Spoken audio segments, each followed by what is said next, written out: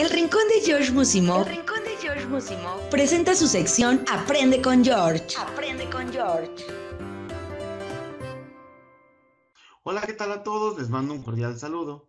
El día de hoy les vengo a compartir una configuración para poder escucharnos mejor y también cuando compartimos algún video que se escuche muy bien este video. Hay veces que se escucha algo distorsionado, entonces con esta función ya se puede escuchar un poco mejor.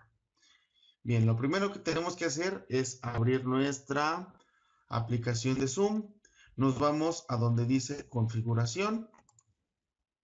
Posterior, damos clic donde dice reunión. Ahí nos va a aparecer una lista muy grande, muy extensa. Ahí vamos a bajar y buscamos una opción que diga utilizar sonido original.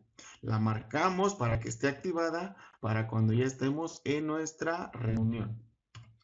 Una vez ingresado a la reunión, nos aparece llamar a través de internet. Ahí debemos de dar clic. Si no damos clic, no vamos a escuchar y no nos van a escuchar. Debemos poner atención a este cuadro, llamar a través de internet. Una vez dando clic, nos aparece usted está utilizando el audio del dispositivo.